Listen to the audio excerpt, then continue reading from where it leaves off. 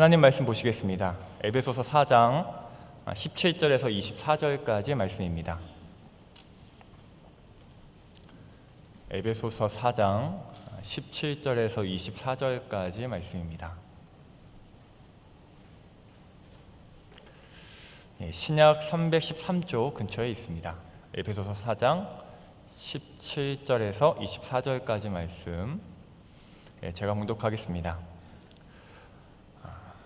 그러므로 내가 이것을 말하며 주 안에서 증언하노니 이제부터 너희는 이방인이 그 마음에 허망한 것으로 행함같이 행하지 말라. 그들의 총명이 어두워지고 그들 가운데 있는 무지함과 그들의 마음이 굳어짐으로 말미암아 하나님의 생명에서 떠나 있도다. 그들이 감각 없는 자가 되어 자신의 방탕에 방임하여 모든 더러운 것을 욕심으로 행하되 오직 너희는 그리스도를 그같이 배우지 아니하였느니라. 진리가 예수 안에 있는 것 같이 너희가 참으로 그에게서 듣고 또한 그 안에서 가르침을 받았을진데 너희는 유혹의 욕심을 따라 썩어져가는 구습을 따르는 옛사람을 벗어버리고 오직 너희의 심령이 새롭게 되어 하나님을 따라 의와 진리의 거룩함으로 지으심을 받은 새 사람을 입으라. 아멘. 제가 여기서 서서 설교할 때마다 뭐 못한다, 노래 못한다 같은 얘기를 많이 했더니 저의 가장 가까운 사람 중에 한 분이 오셔서 무슨 의도인지는 알겠는데 못한다는 얘기 좀 그만해 하시더라고요. 저는 또 고집이 있어서 그분한테 잘하는 거 얘기하는 것보다 못하는 거 얘기하는 게 성도님들 입장에서는 더 나아요 라고 했습니다. 그 생각은 여전히 변함이 없지만 그 안타까워하는 제 측근을 봐서라도 오늘은 제가 잘하는 거 자랑을 하면서 시작을 해보려고 합니다. 저는요 따라하는 걸 잘합니다. 왜요? 자랑 같지 않으세요? 따라하는 걸 잘해요. 꼬아서 말하면 이제 흉내 내는 거고, 부정적으로 말하면 모방이죠. 좀 더 심각하게 얘기하면 표절이죠. 다른 건 몰라도 저는요 이 따라하는 건 제가 아는 어떤 사람보다 잘한다고 자부합니다. 그게 운동이건 말하는 법이건 행동 양식이건 다 모방할 수 있어요. 그래서 제 설교도 모방입니다. 그러니까 원로 목사님, 담임 목사님 흉내도 조금 내고 저희 목사님들이나 제가 존경하는 우리나라나 어떤 다른 외국의 목사님 흉내도 조금씩 냅니다. 물론 전부를 따라하진 않죠. 그러면 진짜 표절이 되는 거고 제가 모방하고 싶은 부분들을 가지고 와서 흉내를 냅니다. 주제를 정하는 방식, 원고를 작성하는 법, 말하는 법, 제스처, 시선 처리 등등등 생각해보면 제 고유의 것은 거의 없는 것 같습니다. 심지어 저는 이제 삶의 방향이나 가치관을 흉내내는 것도 잘합니다. 흉내를 낸다는 거지 제가 지금 그렇게 되었다고 말하는 건 아니에요. 제가 정말 존경하는 사람들이 몇 분 계시는데 그분들의 삶을 흉내내려고 무던히 애를 씁니다. 발끝도 못 따라가지만 흉내까지는 이제 내보고 있습니다. 그래서 저는 프로 따라쟁이입니다. 저 같은 따라쟁이에게 있어서 가장 중요한 요소가 뭔지 아시나요? 가장 필요한 능력이 뭘까요? 따라하기 위하여 그것은 관찰하는 능력입니다. 관찰을 잘 해야 합니다. 내가 어떤 사람을 흉내내고자 한다면 그 사람을 아주 열심히 세밀히 관찰해야 합니다. 오늘 본문은요 그러므로 라고 시작합니다. 근데 앞에 내용과 관련이 있다는 것이죠. 오늘 본문을 한마디로 요약하면 17절부터 24절을 한마디로 요약하면 옛사람을 벗어버리고 새 사람을 입으라 입니다. 우리가 잘 아는 말씀이죠.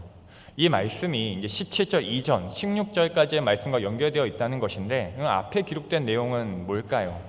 그것을 우리는 15절 한 절로 알 수가 있습니다. 15절에 보시면 오직 사랑 안에서 참된 것을 하여 범사에 그에게까지 자랄지라 그는 머리니 곧 그리스도라. 개인적으로 그리고 교회 공동체적으로 예수 그리스도에게까지 자라야 한다는 것, 이것이 17절 2절 이전 16절까지 말씀의 중심 내용입니다. 그리스도에게까지 자란다는 말은 닮으라는 말이죠. 예수를 닮는 것, 모든 신자의 숙제이며 모든 교회가 지향해야 하는 목표입니다.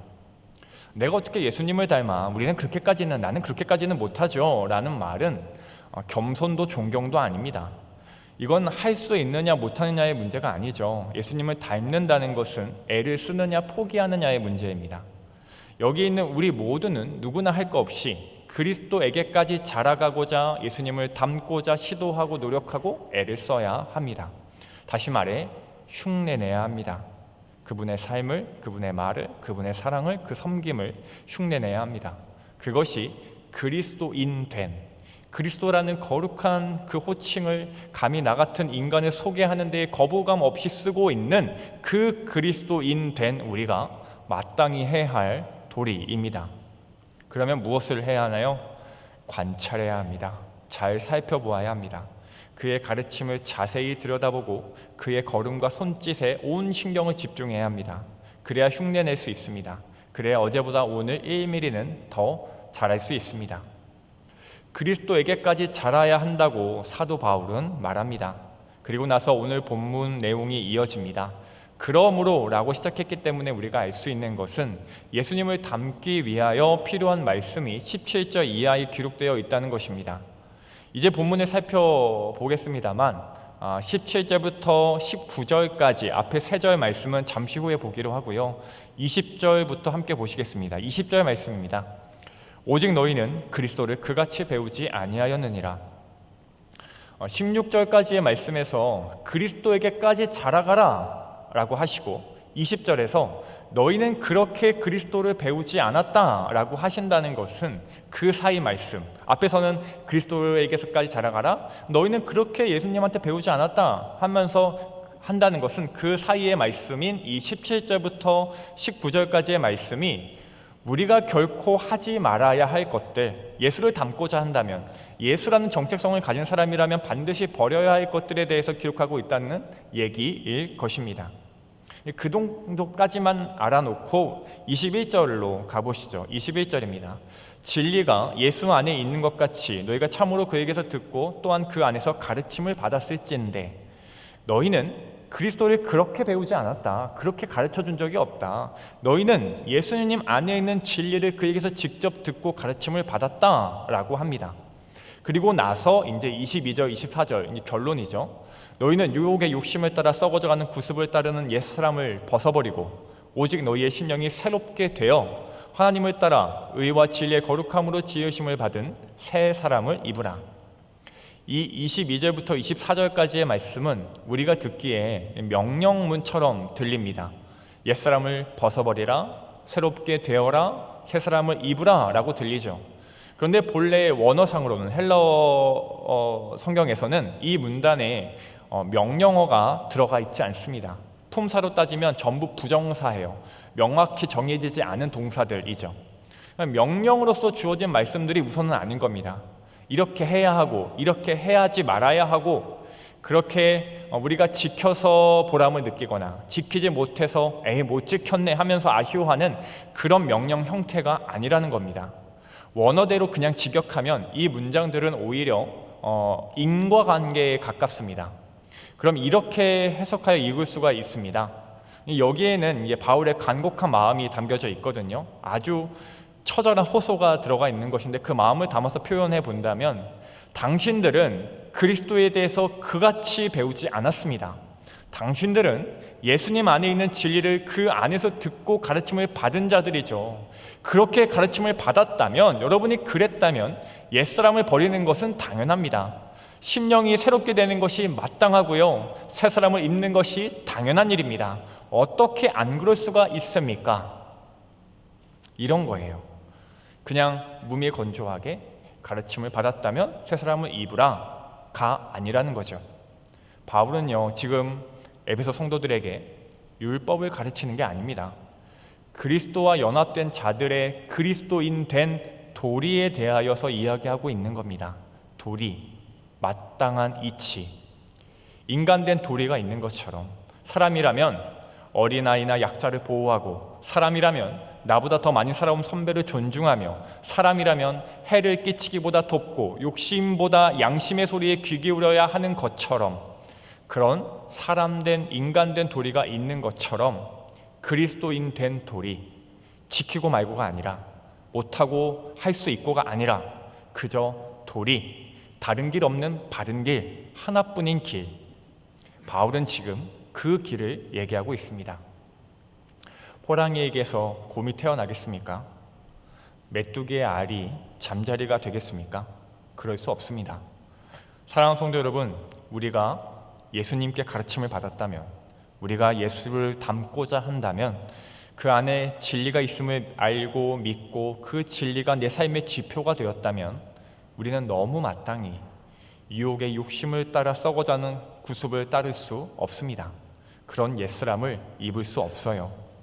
벗어야 합니다. 그리고 새롭게 됨으로 하나님을 따라 창조의 때에 하나님의 형상을 따라 의와 진리와 거룩함으로 지으심을 받은 새 사람을 입어야 합니다. 예수 그리스도로 인하여서 새롭게 창조된 하나님의 형상, 그 새 사람을 마땅히 입어야 합니다. 사실 이렇게 말씀드리면 그래서 옛사람이 뭔데 새 사람이 뭔데 라고 반문하기 좋은 것 같습니다. 저도 그럴 것 같으니까요. 그래서 이제 우리는 17절부터 19절 말씀을 살펴볼 필요가 있습니다. 20절에서 이렇게 얘기했었죠. 너희는 그리스도를 그같이 배우지 않았다 했습니다. 예수님께 배우고 그리스도와 연합된 자들과 반대되는 자들, 곧 옛사람이 어떤 자들인지가 이 17절 이하에 나와 있습니다. 어떤 사람일까요? 어떤 사람이 옛사람일까요? 첫 번째는요, 그 마음에 허망한 것으로 행하는 사람입니다. 그 마음에 허망한 것으로 행하는 사람. 17절인데요. 그러므로 내가 이것을 말하며 주 안에서 증언하노니 이제부터 너희는 이방인이 그 마음에 허망한 것으로 행함같이 행하지 말라. 여기서의 이방인은 하나님을 모르는 자들, 정확히는 하나님을 몰랐던 상태, 예수님을 그리스도로서 만나지 못한 상태를 가리킵니다. 그들은요, 허망한 것으로 행했습니다. 하나님을 몰랐기에 그랬죠. 여기서 이 허망이라는 단어는요, 신약 성경에서 우상 숭배와 관련되어 쓰인 단어입니다. 다시 말해서 추구해야 하지 말아야 할 것을 추구하는 것을 의미하죠. 사실 우리는 결론적으로는 모두 다 새 사람입니다. 예수님은 우리 마음에 영접하여 그리스도와 연합된 자들, 그래서 우리는 어쨌든 새 사람입니다. 그런 새 사람 된 우리가 벗어버려야 할 옛사람처럼 추구하지 말아야 할 것을 추구하고 있지는 않을까요? 여러분, 한 주를 살아오시면서 그러한 것들 없으셨나요? 하나님보다 더 갈망하고 하나님보다 더 추구했던 것들 없으셨나요? 우리에게는 각자 삼위 하나님을 인격적으로 만났을 그 때가 있었을 겁니다. 정확히 몇 날 며칠 몇 시라고 말할 수는 없지만 그런 느낌, 그런 기억, 그런 경험이 아마 대부분 있으실 거예요. 그런데 그 언젠가를 기준으로 그 전에 나와 그 후에 내가 크게 다르지 않다면, 그 전에 내가 추구하던 것과 예수님을 만난 후에 내가 추구하던 것들이 별반 다르지 않다면 우리는 어쩌면 여전히 옛사람을 벗어버리지 못하고 있는 것일 수 있습니다. 마땅히 행해져야 하는 도리가 이루어지지 않고 있는 것인지도 모릅니다. 사랑하는 성도 여러분, 달라야 합니다. 이전의 나와 지금의 내가 달라야 합니다. 예수님 없이 사는 저들과 예수님을 소유하여 그 안에서 사는 내가 달라야 합니다. 같을 수 없어요. 같다면 그것은 허망한 것입니다. 추구하지 말아야 할 것을 추구하고 있는 것이죠. 여전히 세상의 즐거움과 쾌락을 쫓아 살고 계시나요? 이 한평생, 길어야 100년도 안 되는 짧은 인생, 내가 누리고 내가 즐기는 것이 중요하다 생각하여 그것을 위해서 시간과 물질을 사용하고 계신가요? 여전히 돈을 갈망하며 살고 계신가요? 좋은 집, 좋은 차, 명품 시계, 명품 가방, 미디어에서 텔레비전에서 몇몇의 연예인들이 말하는 자기를 사랑하는 법을 모토로 그런 것들을 추구하고 있지는 않을까요? 자기를 진정 사랑한다는 것은 비싼 해외 관광지로 여행을 다니고 좋은 것을 걸치고 비싼 음식을 먹는 것이 아닌데, 마치 그런 것들이 지금 내가 추구해야만 하는 통념적 가치가 되어버린 것은 아닐까요? 우리는 여전히 인간을 관계를 추구하고 있지는 않을까요? 더불어 살며 사랑하라 하신 것은 그 사귐 속에서 삼위 하나님의 임재를 누리라고 하신 것인데, 사람이 하나님보다 우선되어 우상이 되어버린 것은 아닐까요? 우리가 허망한 것으로 행하지 않기를 소망합니다. 추구하지 말아야 할 것을 추구하지 않기를 바랍니다. 옛사람을 다시는 입는 일이 없기를 간절히 바랍니다. 허망한 것으로 행하는 사람은요, 총명이 어두워진대요. 보아야 할 것을 보지 못하고 보지 말아야 할 것을 보게 된답니다. 그리고 무지하게 됩니다. 그리고 마음이 굳어지죠. 그러함으로 인하여서 나타나는 옛사람은요, 감각 없는 자, 감각 없는 사람입니다. 이것이 옛사람의 두 번째 특징입니다. 감각 없는 자. 여기서 이 감각 없는 이라는 말은 되게 희소성 있는 단어예요. 성경을 통틀어서 딱 여기 한 번밖에 쓰이지 않은 단어입니다. 이 단어는요, 감각 없다라는 말은 문자적으로는 고통을 느끼지 못하는 이라는 의미를 가지고 있습니다. 그러니까 감각 없는 자는 고통을 느끼지 못하는 자이죠. 마취하면 감각이 없어지고 감각이 없어지면 통증을 느끼지 못하는 것처럼 되어버리는 그런 사람, 감각 없는 자입니다. 어떤 것에 감각이 없는 것인가요? 감각이 없게 되면 무슨 일이 일어날까요? 자신을 방탕에 방임하게 된대요. 모든 더러운 것을 욕심으로 행하게 된답니다. 죄를 아무렇지 않게 짓게 되는 거죠. 그럼 우리는 되물을 수 있습니다. 저도 여전히 죄를 짓는데요, 연약하고 악한 본성이 남아있어서 여전히 죄악을 일삼고 있는데요 라고 하실 수 있습니다. 그러나 여기서의 중요한 포인트는 아무렇지 않게입니다. 감각이 있다는 것은 죄를 짓지 않는다는 것이 아닙니다. 매일 의롭게만 사는 것을 의미하지 않습니다. 그건 주님 오실 그날까지 불가능한 일이죠. 감각이 있다는 것은 죄를 짓지 않는 것이 아니라 죄를 지었을 때 그게 죄인지 아는 것이죠. 우리는 어떨까요? 죄를 지었을 때에 고통이 있으신가요? 오늘 성경에 방탕이라는 말이 나오는데, 이 방탕이라는 말은 이제 나와 전혀 상관없는 단어라고 단정짓고 계시지는 않으신가요? 19절에 나오는 부정적인 단어들, 방탕, 더러운 것, 욕심이라는 단어들은 이제 나와 전혀 어울리지 않는다고 확신하신다면, 그러면 여러분, 우리는 어쩌면 감각이 없는 것일지도 모릅니다. 여러분은 얼마나 고통스러우신가요? 부모를 공경하지 못했을 때 얼마나 고통스러우신가요? 거짓말을 했을 때 얼마나 괴로우신가요? 음란 동영상을 보았을 때 얼마나 가슴이 찢어지시나요? 누군가를 미워했을 때, 부당하게 돈을 벌었을 때, 모욕하고 저주하는 말을 할 때, 사랑해야 할 사람을 그냥 지나쳤을 때, 지켜야 될 주의 날을 지키지 못했을 때, 업신여기고 비방했을 때 우리는 얼마나 고통을 느끼고 있을까요? 만약에 여러분이 고통스러우시다면 정말 다행입니다. 감각이 있으신 거예요. 옛사람을 버리신 모습인 겁니다.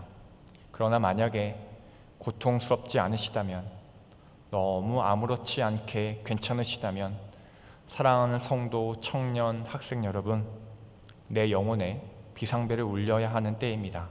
결코 그대로 두어서는 안 되는 때입니다. 저는 어릴 때 만화를 참 많이 좋아했는데요, 제가 좋아하는 어떤 만화에 큰 거인 악당이 등장합니다. 근데 이 거인 악당의 특징이 뭐냐면 통증을 못 느껴요. 이 악당은 그렇게 통증이 없는 것을 강점으로 삼아서 이 착한 주인공들과 싸우게 됩니다. 그러나 결국 지고 말이죠. 주인공 중에 한 친구가 이 거인에 대해서, 통증 없는 그 강한 거인에 대해서 이렇게 얘기합니다. 고통은 인간의 몸을 지키는 신호다. 통증을 못 느낀다는 것은 인간에게 있어 장점도 강점도 그 무엇도 아니다. 육신의 고통이 인간의 몸을 지키는 신호라면 우리 마음의 고통은 영혼을 지키는 신호입니다. 감각 없는 자가 고통을 느끼지 못하는 자가 되지 않으시기를 바랍니다. 고통을 느끼지 못하면요, 죄를 누리게 됩니다. 그러지 않았으면 합니다. 나의 죄와 나의 악을 또렷이 알아 괴로워야 할 때 괴로울 수 있는 은혜를 누리시기를 바랍니다. 이 두 가지가요, 오늘 본문에 나타난 옛사람의 특징입니다. 허망한 것으로 행하는 것, 감각이 없는 것. 추구하지 말아야 할 것을 추구하는 것, 우상 숭배하는 것. 죄를 지은지도 모르고 그냥 그 죄를 누리는 것, 감각이 없는 것. 우리는 예수님께 이같이 배운 적이 없습니다. 이렇게 배우지 않았어요. 그렇게 살라고 듣지 않았습니다. 그런 삶을 예수님에게서 발견하지 못했습니다. 예수님께서는 추구하지 말아야 할 것을 추구하지 않으셨고 제자들에게 그렇게 가르치셨습니다. 예수님께서는 언제나 하늘의 것을 추구하셨습니다. 예수님의 삶의 가치관은 언제나 하나님께로부터 와서 정립되었습니다. 그리고 우리 주님은 선과 악을 정확히 분별하셨습니다. 아니, 예수님 그 자체가 선이셨기에 그것을 모르실 수가 없었습니다. 우리는 그 예수님을 따라갑니다. 그리스도에게까지 자라가야 합니다. 옛사람을 벗어버리고 새 사람을 입어야 합니다. 그것이 하나님 나라의 드레스 코드인 줄 믿습니다. 드레스 코드 아시죠? 사전적 의미는 이렇더라고요. 시간, 장소, 상황에 어울리도록 옷의 스타일, 격식, 모양, 색상 따위를 정해놓은 옷차림. 장례식에 반바지를 입고 슬리퍼를 신고 가는 사람은 없습니다. 결혼식에 상복을 입고 가는 사람은 없어요. 사막에 샘이 넘쳐 흐르고 사자와 어린 양이 뛰노는 어린이가 독사굴에 손 넣어도 되는 그런 하나님의 나라의 드레스 코드는요, 새 사람입니다. 추구해야 할 것을 추구하며 우상을 섬기지 않고 오직 하나님을 섬기는 새 사람. 죄가 죄인지 알고 악이 악인지 알아서 무던히 그 죄악에서 벗어나고자 몸부림치며 혹 그러지 못할 때에 옷을 찢듯 마음을 찢으며 괴로워할 수 있는 그런 감각이 있는 새 사람. 그 옷이 우리가 마땅히 입어야 할 옷인 줄 믿습니다. 사랑하는 성도 여러분, 우리가 배운 대로, 예수님께서 가르쳐 주신 대로, 들은 대로 살기를 소망합니다. 그리스도인된 마땅한 도리를 저버리지 않기를 바랍니다. 내가 그리스도와 함께 십자가에 못 박혔나니 그런즉 이제는 내가 사는 것이 아니요 오직 내 안에 그리스도께서 사시는 것이라. 이제 내가 육체 가운데 사는 것은 나를 사랑하사 나를 위하여 자기 자신을 버리신 하나님의 아들을 믿는 믿음 안에서 사는 것이라. 우리 안에 누가 살며 우리는 누구 안에 살고 있는지 다시 한번 확인할 수 있었으면 좋겠습니다. 그래서 우리 안에 살고 계시는 그분을 쫓아 살았으면 좋겠습니다. 허망한 것으로 행하지 않고 감각 없는 자와 같이 살지 않기를, 의와 진리의 거룩함 그 새 사람을 입어 하나님의 나라의 드레스 코드를 지키며 사는 저와 여러분 다 되시기를 주님의 이름으로 소망하며 축복합니다. 찬양하겠습니다. 찬양할 텐데요.